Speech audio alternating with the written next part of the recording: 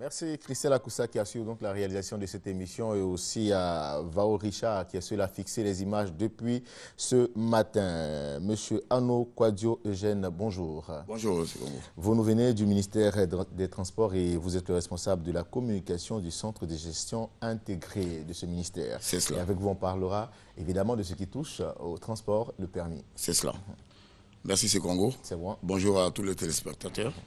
Nous sommes là ce matin pour parler du permis de conduire parce que nous sommes régulièrement interpellés sur les différentes procédures liées au permis de conduire. D'accord. De façon basique, je dirais que le permis de conduire, c'est une autorisation administrative qui permet à son détenteur de pouvoir circuler à bord d'un véhicule. C'est un peu le garant de l'aptitude, de notre aptitude à conduire. Hein. Exactement, exactement. Donc, le permis de conduire, aujourd'hui, pose d'énormes difficultés aux Ivoiriens. Parce que les Ivoiriens ne sont pas suffisamment informés sur les différentes procédures. D'accord. Aujourd'hui, nous avons décidé d'en parler. Nous avons deux cas de figure. Il y a ceux qui sont des nouveaux demandeurs, qui veulent avoir le permis de conduire pour la première fois. D'accord. Ceux-là, c'est simple. Ils s'inscrivent dans une auto-école en ligne, parce que maintenant, dans la nouvelle réforme initiée par on va éviter de taper la table pour qu'on puisse mieux vous saisir. Merci beaucoup. Ils s'inscrivent en ligne et ils viennent chez nous, au centre de gestion intégré, avec leur numéro d'enregistrement de l'auto-école et nous faisons les différentes formalités. Ils vont faire la visite médicale.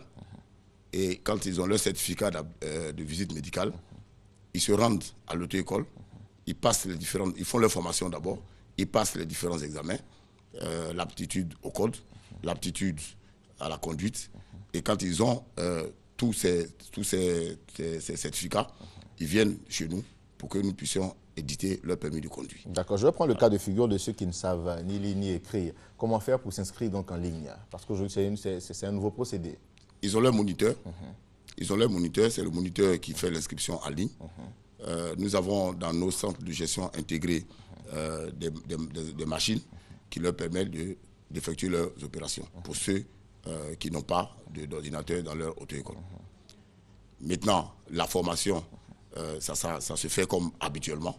C'est-à-dire qu'ils ont, certainement, les moniteurs ont un procédé pour permettre à leurs élèves de pouvoir assimiler les leçons qu'ils leur donnent. Dans tous les cas, ils font le code, ils font la conduite. D'accord. Alors, le permis peut prendre combien de temps pour qu'on puisse l'avoir? Aujourd'hui, en 72 heures maximum, vous avez votre permis de conduire. Mais notre objectif, c'est d'arriver à délivrer le permis de conduire immédiatement. C'est-à-dire que l'impétrant, le requérant, se rend dans nos services, il doit pouvoir ressortir avec son permis de conduire. C'est-à-dire le même jour, hein? Exactement. Et c'est l'objectif de la réforme initiée par le ministre Gaousso. D'accord. Et ça, on parlait à l'instant des personnes qui n'ont jamais eu de permis et qui voulaient donc être des acquéreurs. Alors, la deuxième catégorie, c'est ceux qui ont déjà le permis et peut-être qui veulent le renouveler. Voilà, ceux qui ont déjà leur permis de conduire et qui veulent le renouveler. Il y a aussi plusieurs cas de figure.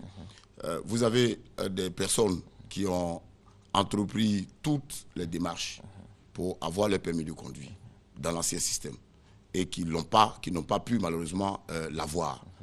On ne leur a pas délivré leur permis de conduire. Ces personnes-là sont dans notre pipe et nous nous attelons à épuiser ce stock.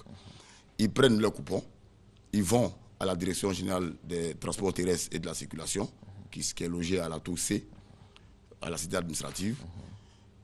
Ils prennent ce qu'on appelle une authenticité de leur permis de conduire. Ils viennent chez nous et nous leur délivrons, après différentes formalités, nous leur délivrons leur permis de conduire. D'accord. Parlant d'authenticité, quand on constate que le permis est un faux, qu'est-ce qu'on doit faire? Vous êtes en infraction.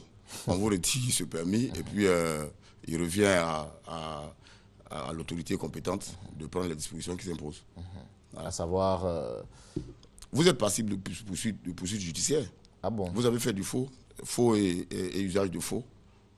C'est une infraction pénale. D'accord, d'accord. Avant de terminer avec vous, nous allons partir du côté de la réalisation pour la réclame publicitaire.